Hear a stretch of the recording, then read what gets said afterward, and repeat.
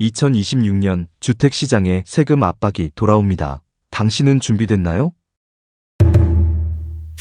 삶의 중요한 결정에 기한이라는 요소가 얼마나 큰 의미를 지니는지 깊이 헤아려 보신 적 있나요? 일반적으로 기한은 특정 행위를 마무리해야 하는 최종 시점을 뜻합니다.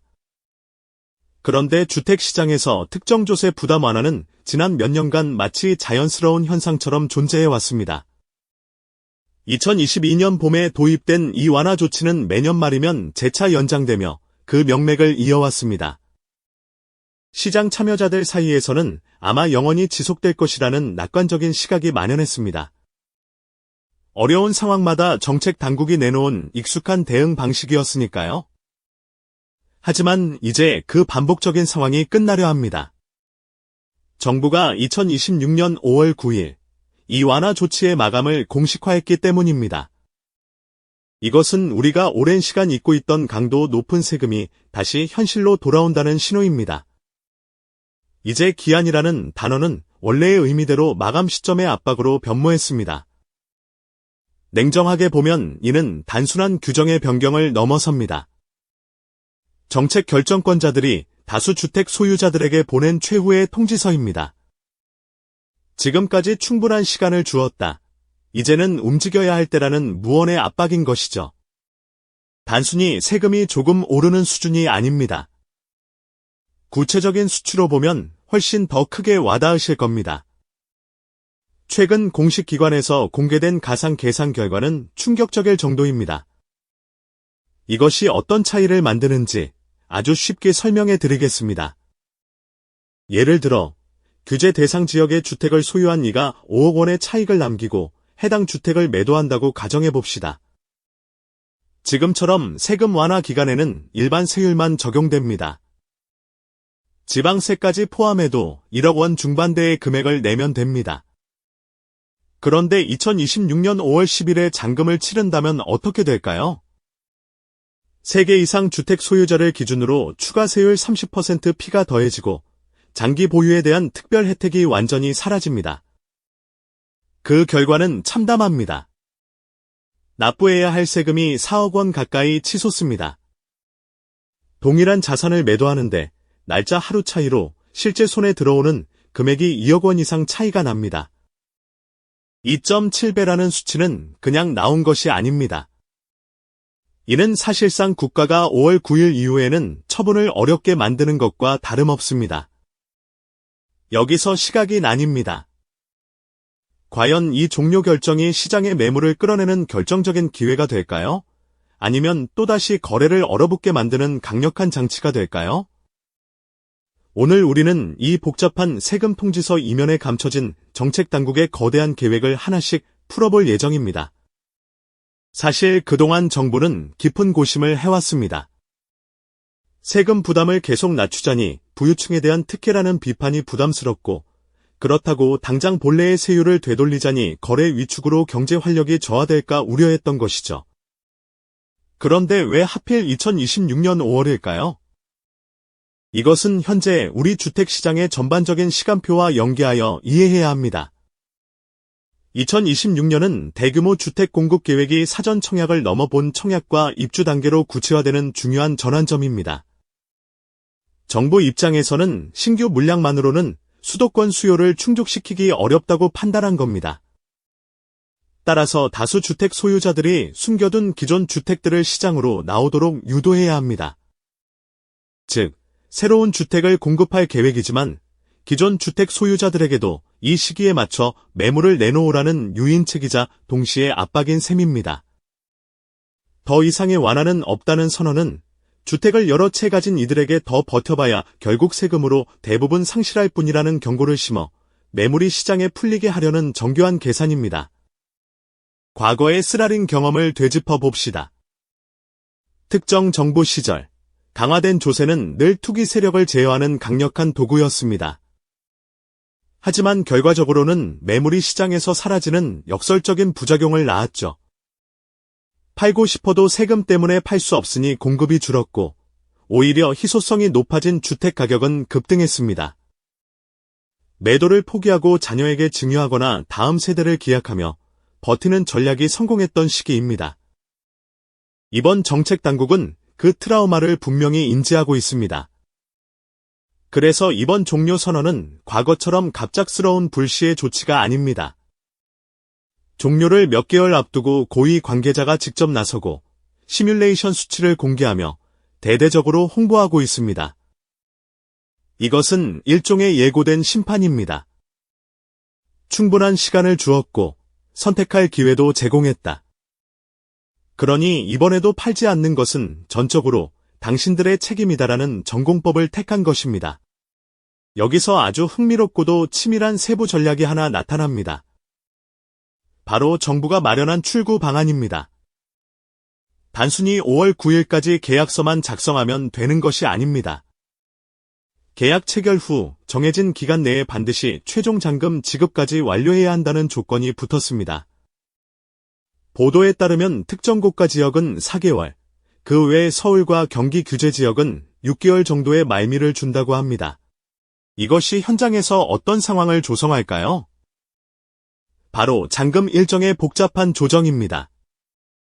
내년 초부터 부동산 중개사무소에서는 매수자와 매도자가 머리를 맞대고 계산기를 두드리는 풍경이 일상이 될 겁니다.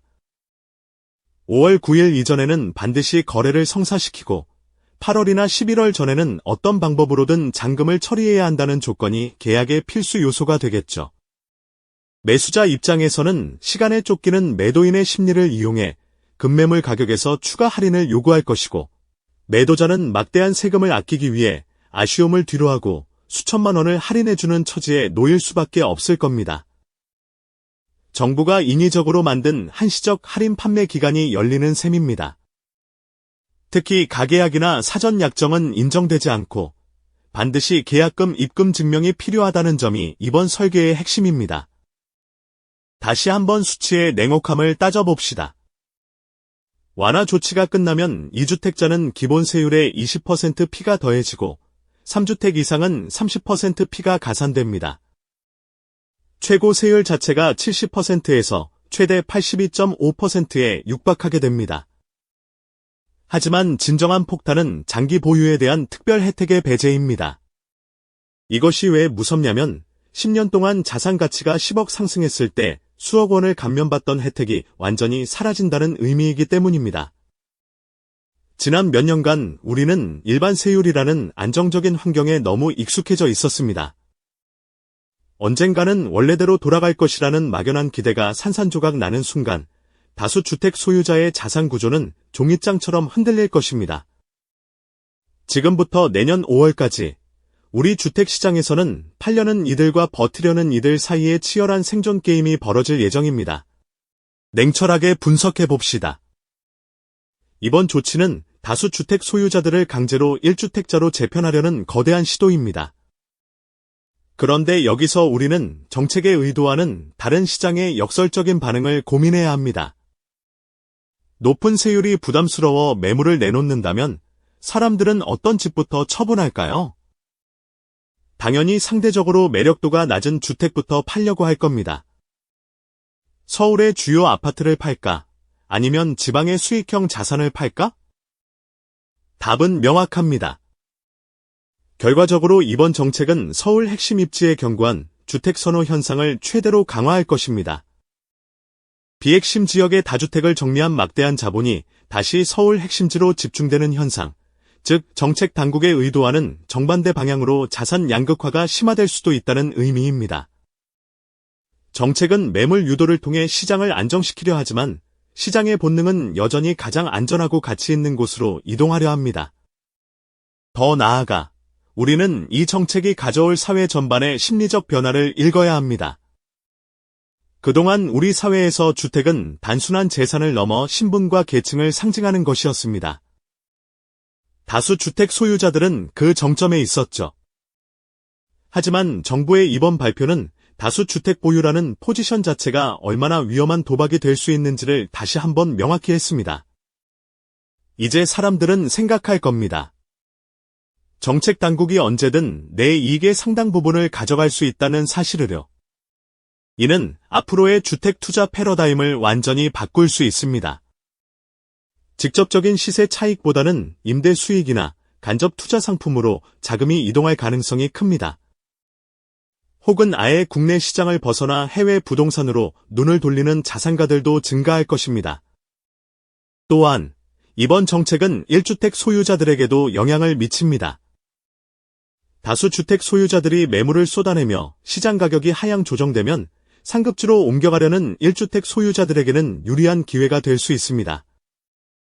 하지만 반대로 본인이 거주하는 주택의 가치도 함께 하락한다면 어떨까요?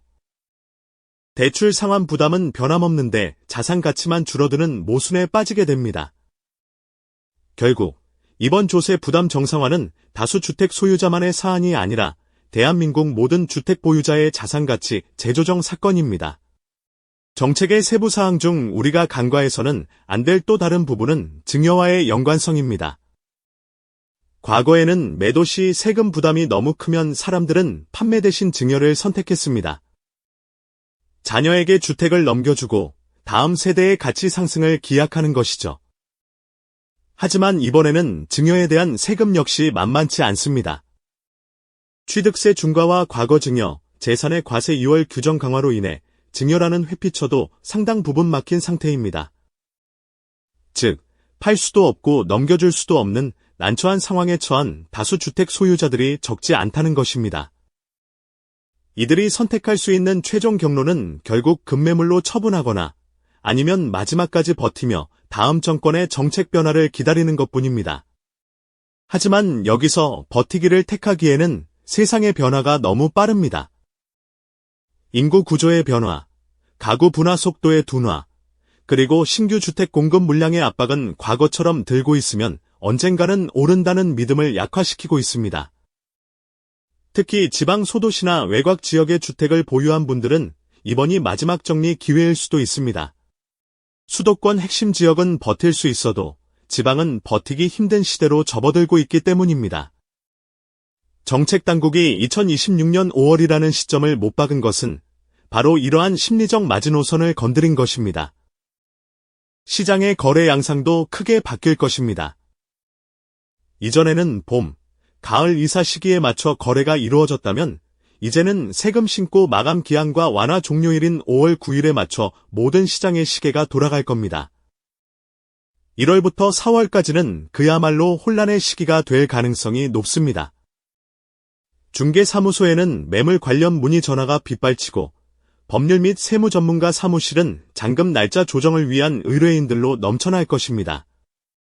이 과정에서 발생할 수 있는 여러 법적 분쟁도 우리가 미리 대비해야 할 부분입니다. 잔금을 며칠 차이로 처리하지 못해 막대한 세금을 더 내게 된 매도인이 매수인을 상대로 소송을 제기하는 일이 빈번해질지도 모릅니다. 마지막으로 우리가 스스로에게 던져봐야 할 질문이 있습니다. 과연 세금 정책이 주택 가격을 안정화할 수 있는가? 입니다.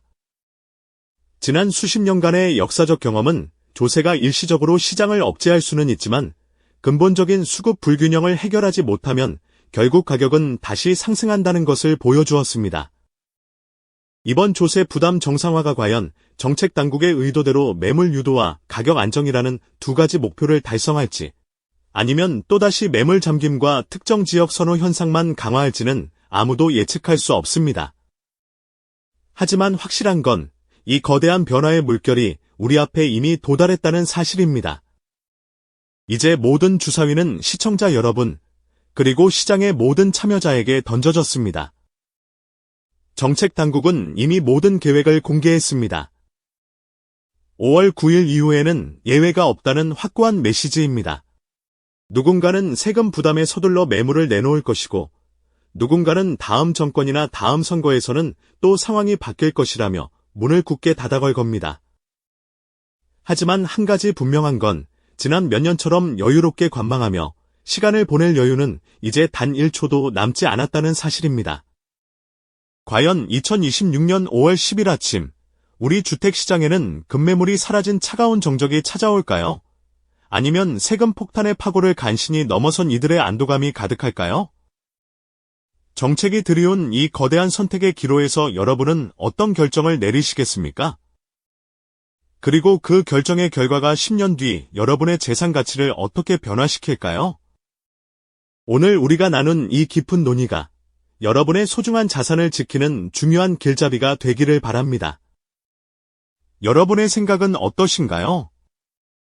이 5월의 중대한 시험대 위에서 여러분은 어떤 미래를 계획하고 계신가요? 이 영상이 도움이 되셨다면 좋아요와 구독 부탁드립니다. 여러분의 응원이 제게 큰 힘이 됩니다. 다음 영상에서도 더 유용한 정보를 공유하겠습니다. 감사합니다.